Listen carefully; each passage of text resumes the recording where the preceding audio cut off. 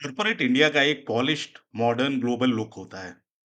Glass walls, English speaking teams, diversity pledges, LinkedIn पे inspiring post. लेकिन इस चमक धमक के पीछे एक कड़वा सच छिपा होता है। अनसीन बायसेस, यानी वो भेदभाव जो ना दिखाई देता है, ना ऑफिशियली एक्सेप्ट किया जाता है, लेकिन हर हायरिंग डिसीजन, प्रमोशन और मेंटरशिप में छिपा होता है। और इस बायस को समझने के लिए हमें सिर्फ रिज्यूमे या इंटरव्यू प्रोसेस नहीं, बल्कि पूरे सिस्टम को समझना पड़ेगा, जिसमें कास्ट, रीजन, एक्सेंट और कॉलेज ब्रांड सब कुछ साइलेंटली जज किया जाता है। रिज्यूमे तो सिर्फ शुरुआत है। क्या आपको लगता है कि हायरिंग सिर्फ क्वालिफिकेशन और स्किल्स के बेसिस पर होती है? चलिए, एक छोटा सा एक्सपेरिमेंट्स करते हैं।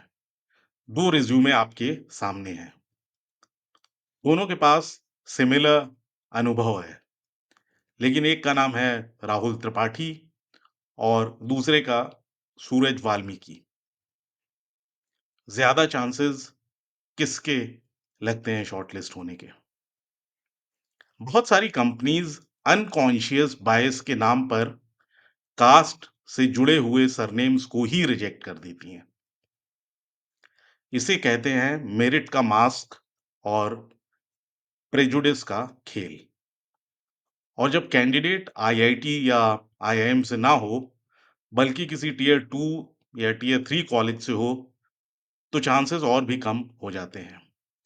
ये भी याद रखिए कि एलीट कॉलेजेस में एंट्री का रास्ता भी कास्ट और क्लास से हेवीली इन्फ्लुएंस्ड होता है। कॉर्पोरेट दुनिया में हायरिंग तो एक पहला कदम है, लेकिन असली ग्रोथ तो मेंटरशिप, विजिबिलिटी और प्रोजेक्ट्स के जरिए होती है। अब सोचिए, जब टीम लीड या सीनियर मैनेजर किसी एक बैकग्राउंड के लोगों को ही अपने जैसा फील करता है, तो वो उन्हीं को ग्रूम करेगा। वही कास्ट, वही एक्सेंट, वही बैकग्राउंड, वही कंफर्ट जोन। जो लोग उस सर्किल में फिट नहीं होते, उन्हें कल्चर फिट नहीं है कहकर साइड कर दिया जाता है। ये एक इनविजिबल वॉल बन जाती है, जहां कास्ट ओपनली डिस्कस नहीं होती, लेकिन साइलेंटली ऑपरेट करती रहती है। एक और छिपी हुई डिस्पैरिटी होती है, सैलरी नेगोशिएशन। अपर कास्ट और अर्बन बैकग्राउंड के लोग जनरली कॉन्फिडेंट होते हैं। उनके पास रेफरेंसेस, मार्केट एक्सपोजर और नेगोशिएशन का एक्सपीरियंस होता है। वहीं एससी, एसटी, ओबीसी कैंडिडेट्स जिनके घर में पहली बार कोई एमएनसी में घुसा है, उनके लिए तो जॉब मिलना ही एक अचीवमेंट होती है। उन्हें नहीं पता होता कि क्या डिमांड करना है और क्या इंडस्ट्री स्टैंडर्ड है। और फिर वही होता है, सेम प्रोफाइल, सेम एक्सपीरियंस, लेकिन सैलरी में लाखों का डिफरेंस। और फिर हम कहते हैं, ये तो उसने डिजर्व किया होगा।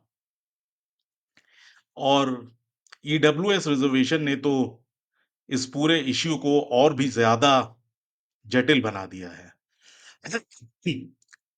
ईडब्ल्यूएस के जरिए वो लोग जिनको कास्ट बेस्ड प्रिविलेज तो मिला रहता है, अब इकोनॉमिकली वीक होने के नाम पर रिजर्वेशन ले रहे हैं।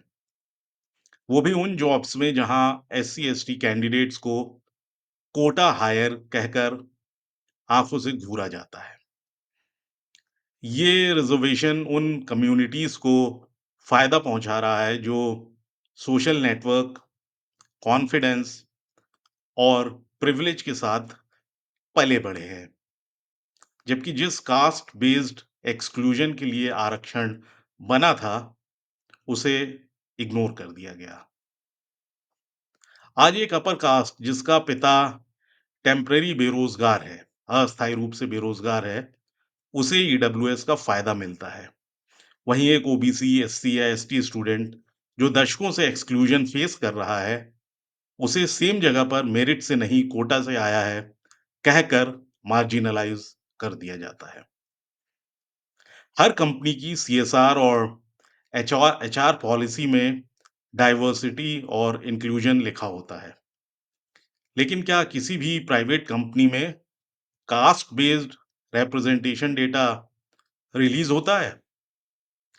क्या किसी कंपनी में पता चलता है कि सीनियर लीडरशिप में कितने एससी या एसटी हैं?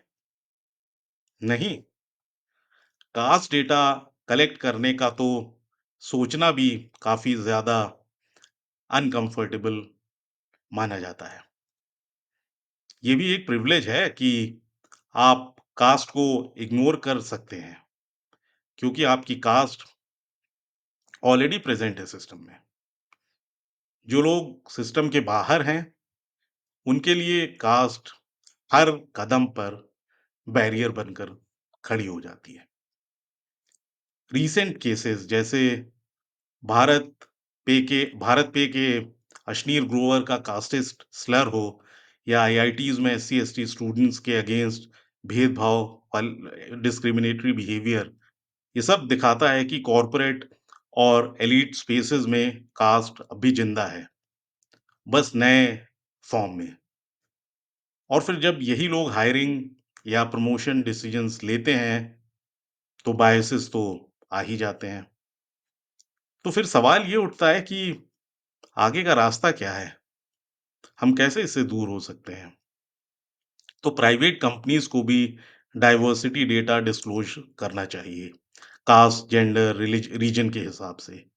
कास्ट सेंसिटाइजेशन प्रोग्राम सभी कॉर्पोरेट ऑफिसेज़ में कंपल्सरी किए जाने चाहिए, जिसे समझाया जाए कि मेरिट और प्रिविलेज का क्या कनेक्शन है। ईडब्ल्यूएस को री-इवैल्यूएट किया जाना चाहिए, जहां सोशल एक्सक्लूजन और कास्ट बेस्ड प्रिविलेज का प्रॉपर एनालिसिस हो। मेंटरशिप और लीडरशिप प्रोग्राम्स मार्जिनलाइज्ड कम्युनिटीज के एम्प्लॉयज के लिए स्पेसिफिकली बनाए जाएं। एनोनिमस हायरिंग प्रैक्टिसेस जैसे ब्लाइंड रिज्यूमेस का यूज बढ़ाया जाए, जहां नाम, कॉलेज और बैकग्राउंड ना दिखें। आपके क्या विचार? क्या आपने कभी हायरिंग या कॉर्पोरेट कल्चर में कास्ट या रीजन बेस्ड बायस फील किया है? क्या आप मानते हैं कि ईडब्ल्यूएस जैसे सिस्टम्स ने रियल सोशल जस्टिस को डाइल्यूट कर दिया है?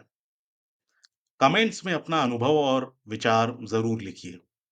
और अगर ये आर्टिकल आपको इम्पोर्टेंट लगा हो, तो लाइक, शेयर और सब्सक्राइब ज़रूर